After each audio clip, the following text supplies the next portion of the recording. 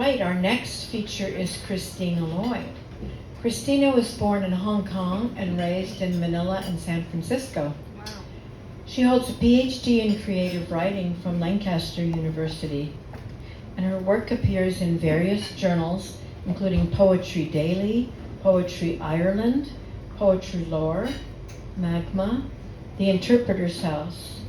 Her first full-length collection, Women Twice Removed, has recently been published by 16 Rivers Press. Christina lives in San Francisco. Let me just say that again so that when I edit I can get it to sound right. Christina lives in San Francisco. Before Christina comes up, I just wanted to point out that the poets have books up here, so feel free to visit them and check out their books during the break. Welcome, Christina.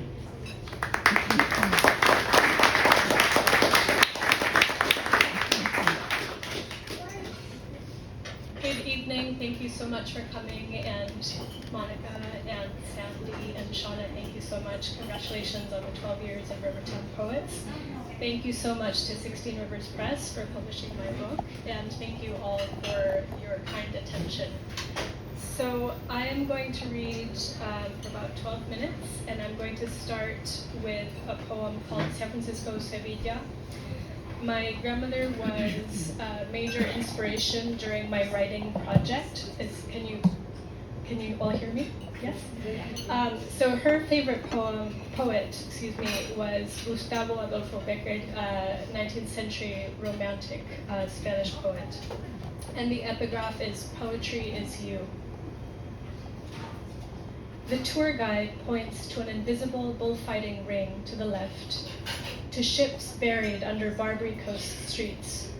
But I keep looking for you, misplaced somewhere. Among the tourists, the bums, the fair workers dismantling makeshift booths, my ears prick up from steel frames clanging. I think I hear you calling out to me who wanted to unravel when you wrapped your scarf around my neck, bandaged a finger cut so deep it became a gill. I talk to you of waltzes, of wails, of anything in between, and still you do not respond. I unfold strangers' notes, try to make out their meaning, standing before Becker's love-lettered tomb.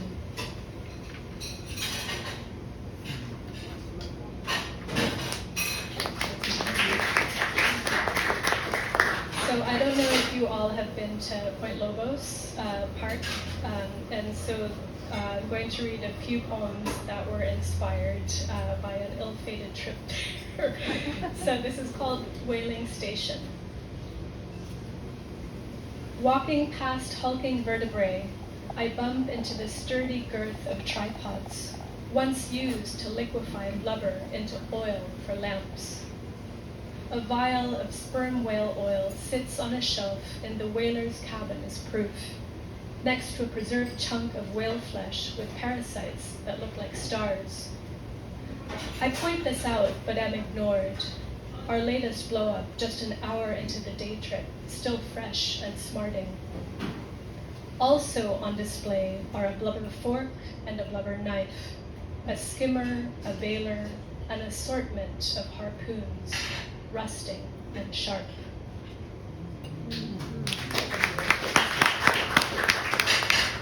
And this is called Point Lobos. We are stewing on a bench overlooking the Pacific after churning up our trauma bond when a park ranger chirps good morning. You ask about whale sightings, and the ranger replies that there haven't been any today, but we should be on the lookout for spouts all the same. He tells us that it takes a whale 3 exhalations to clear all the air from lungs the size of refrigerators. I do not know how to respond to this. After you and the ranger remark on the weather, the ranger sets off, and we are back, steeped in our tense tableau. I imagine alveolar sacs slackening, deflating, only to expand to capacity once more. Their exchange so much more efficient than ours. I feel stale air linger in my lungs.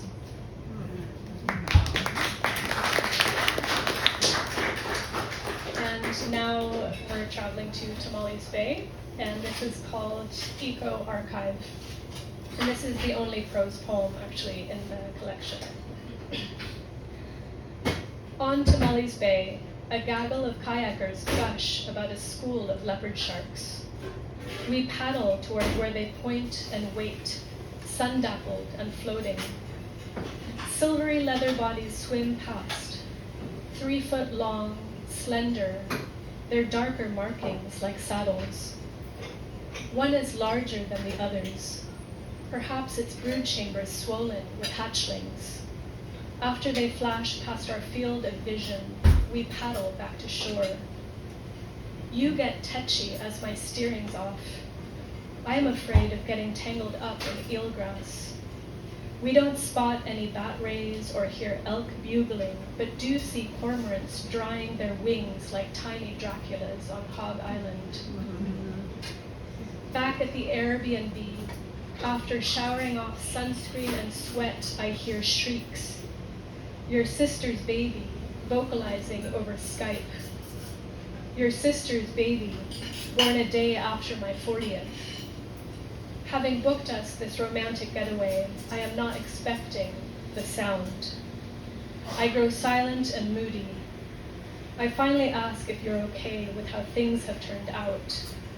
You tell me your life has no meaning, and I start crying, and it's at that point I know you are going to leave, but don't know when.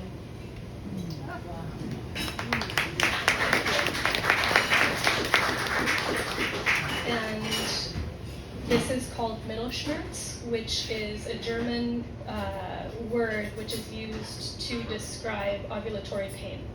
So Mittelschmerz.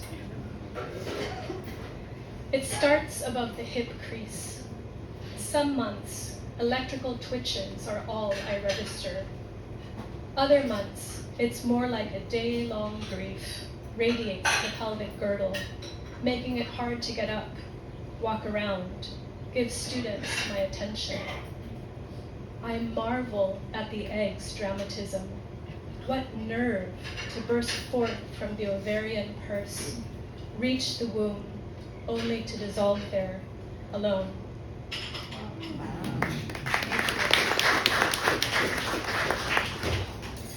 I spent way too much time looking at YouTube with pearling, how people cultivate pearls and make pearls necklaces, and so this is what happened after I got addicted to YouTube. So this is called pearling. You'll need a speculum to wedge open the gold-lipped oyster, a knife to incise the gonad where you'll graft the donor tissue, introduce the nucleus. X-ray operators will check the success of your handiwork, the presence of a sac. Pierce its ear so divers can hang it on a chaplet. Give it a year to grow orbed. Once it's back in the lab, unhinge the valves, splay the body cavity open. Give the pearl a nudge. It'll slip right through mantle, muscle, and gill. Thank you.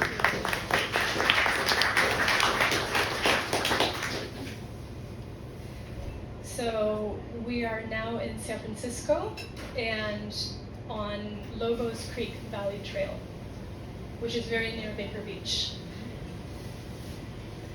Not knowing we'd go on a walk after meeting up for coffee, I've left the binoculars at home.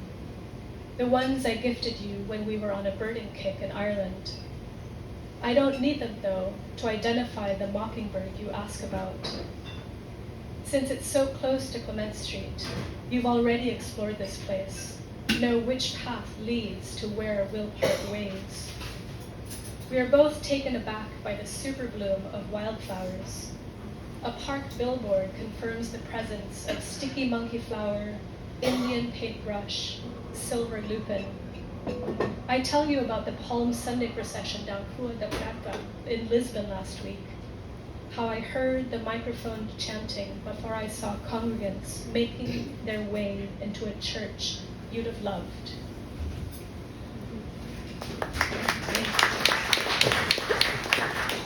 So I have three more poems. And this is entitled Connemara 2004. So I lived in Ireland for 3 years. So this is 21 years ago that inspired this. Remember how I gazed at mountains, smooth and gray and backlit. How, passing soft cow eyes, crumbling cottages, you stopped to teach me what a fen was, and I snapped a photo of that lily that looked out of place. You led us to a dolmen where Diarmid and Grania hid from pursuers, unraveled their story for me, our palms grazing the contours of their stone bed, our fingers touching. Remember how rhododendrons frilled our vision, how I tugged at the bog cotton, incredulous, and the farmer shoveling turf, his eyes a supernatural blue.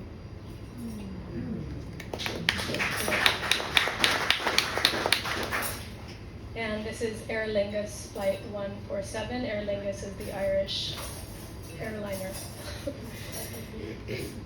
The greasy screen, flicked on by accident, displays a two-tone arc spanning the Atlantic. Yellow marks the distance traveled, green the miles to go. Nuuk, in bold, barges in on Greenland's sugared coast, already behind us. We hover over Davis Strait, Baffin Bay, the Labrador Sea, Bishop Country. Forests yield to rifts so corrugated and coarse as to invite touch. Their gravelly scrape against my palm, a distraction from the upholstered dark. I look away at the sheet of physics problems baffling a young seatmate, at the gaping mouth of the man snoring to our right. Out of sync with the engine's roar, he keeps time with sporadic blasts of air. In a few hours, yellow will engulf green and will complete this downward northwesterly passage. No longer en route and restless in my aisle seat, studying mapped fissures, I'll have traveled to you, away from you.